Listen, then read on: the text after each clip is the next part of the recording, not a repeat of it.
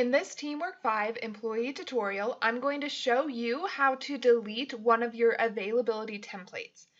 To do that, go to your top menu bar and click on Availability. Now you should arrive at your availability calendar. Notice that there are two sets of availability on each day. One is global, and it applies to all of the locations I can work at.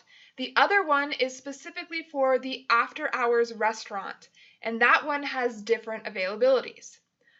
I want to delete the after-hours restaurant template. So in order to do that, I'm going to go to the top menu bar and click on Templates.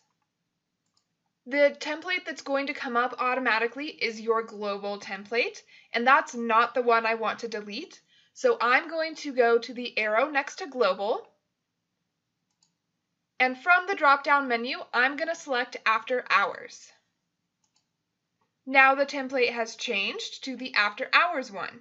This is the one that I no longer want because these hours are no longer applicable. So to delete my availability template for after hours, I'm going to go to the bottom right-hand corner and select Delete.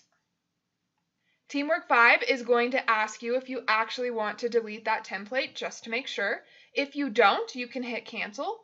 I do, so I'm going to hit OK.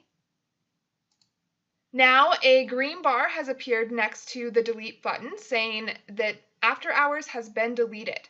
If I click on the arrow next to Global, you'll notice the only option available in the drop-down menu is Global. Now I can go back to my availability calendar by clicking on My Availability in the top menu bar.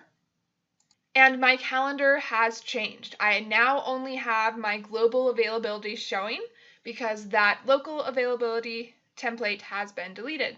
And that's how you delete a location-specific availability template. To learn how to create an availability template for a single day instead of an ongoing template, check out the next video.